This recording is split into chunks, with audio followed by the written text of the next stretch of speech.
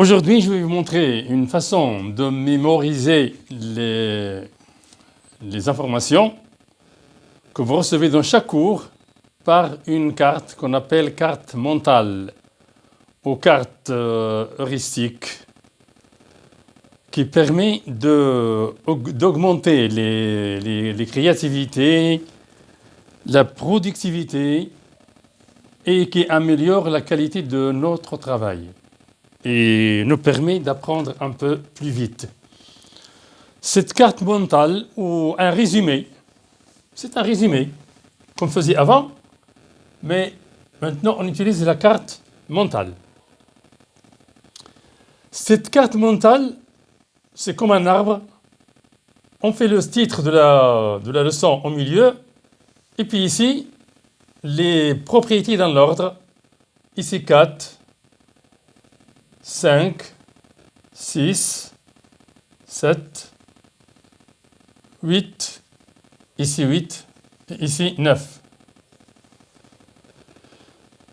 Alors là, c'est la définition d'une fraction. La fraction A sur B, ou l'écriture fractionnaire, est égale à Q, avec B différent 0 bien sûr pour qu'il soit un dénominateur. On a la propriété A égale B multiplié par Q. Ici, c'est en multipliant les deux termes de la fraction par un même nombre K, ou en divisant les deux termes par un même nombre K, on obtient la même fraction. Voilà, avec B et K différents de 0. Maintenant, j'ajoute celle-là, A sur B, deux fractions égales, ou deux nombres fractionnaires égaux plutôt, si on multiplie A par D, on trouve un produit qui est égal au produit de B par C. Passons au troisième cas. C'est la comparaison de la fraction de chaque nombre fractionnaire ou chaque fraction avec l'unité. On a la fraction A sur B est supérieure à 1 si A est supérieur à B. Et inférieur à 1 si A est inférieur à B. Voilà. Maintenant, le produit de deux fractions, comme nous l'avons défini dans le cours, la fraction A sur B multipliée par la fraction C sur D, ou le nombre fractionnaire, ou le nombre à écriture fractionnaire A sur B et celui C sur D, est égal à AC sur BD. Ici, on n'a pas besoin de réduire au même dénominateur. Vous devez le savoir, vous devez le différencier avec la somme dans laquelle on doit réduire au même dénominateur. Ici et là. Et là aussi. Tout ça concerne la somme. Pour la somme et la différence aussi, on doit réduire au même dénominateur. Je n'ai pas mis la différence, ça revient à faire la somme, sauf qu'on met ici le moins. Et la procédure de réduire au même dénominateur est la même. Donc ici, on n'a pas besoin de réduire au même dénominateur. Avec B et D non nuls, bien sûr, puisqu'ils sont au dénominateur. Maintenant, fraction d'une quantité. J'appelle cette quantité K. Nous l'avons fait comme ça. Ça, c'est 1. Ici. On multiplie, comme nous l'avons fait ici, les numérateurs entre eux et les dénominateurs entre eux. On obtient ça. Ou bien, on divise la quantité par B et le résultat obtenu multiplié par A. Voilà. Nous passons à la sixième, le quotient. En principe, c'est ça la sixième. Et ça, c'est la septième. Mais peu importe, l'ordre n'a pas d'importance. De toute façon, nous avons rappelé toutes les propriétés. Le quotient du nombre fractionnaire A sur B par C sur D s'écrit comme ça. Un rapport, un quotient, comme ceci. Le numérateur, c'est le nombre fractionnaire A sur B. Et le dénominateur, c'est le nombre fractionnaire C sur D. C'est égal à quoi? Est égal au produit du premier nombre fractionnaire par l'inverse du deuxième nombre fractionnaire. Donc, pour diviser ça par ça, on multiplie A par D et B par C. Voilà. A par D, ça devient numérateur, et BC, c'est le dénominateur. Avec B, C et D non nuls, bien sûr. On a le D ici.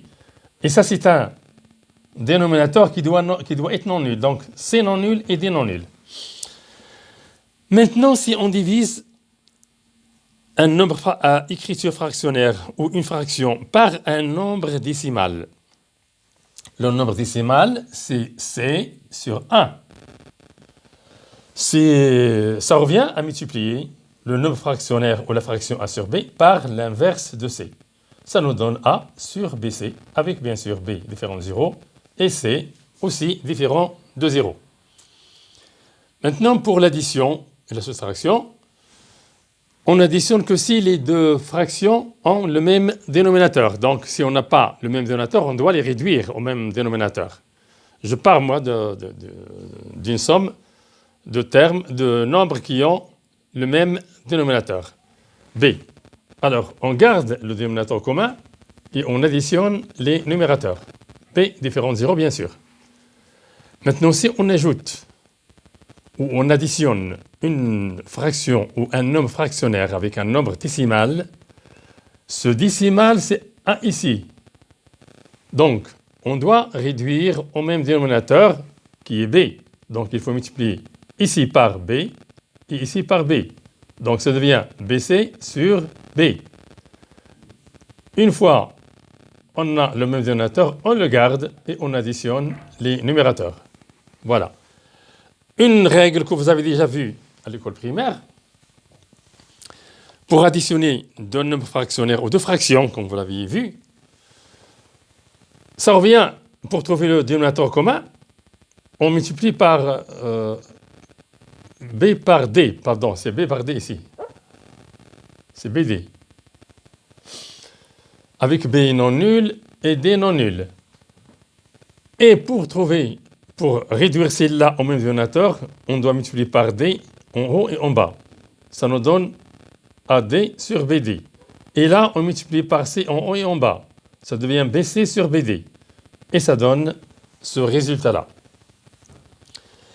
Je crois que cette méthode vous permet de bien mémoriser les notions que vous voyez dans les cours. Essayez de faire comme ceci pour mémoriser toutes ces propriétés. Ça vous aidera bien sûr à avancer et à améliorer la qualité de votre travail. Je vous mettrai sur YouTube, bien sûr, des vidéos qui résument les leçons précédentes qu'on a faites déjà et les leçons ultérieures que nous allons faire, Inch'Allah. Et je vous invite à vous intéresser à ces cartes mentales qui vous aideront certainement dans votre travail. Je vous quitte et à la prochaine fois, Inch'Allah.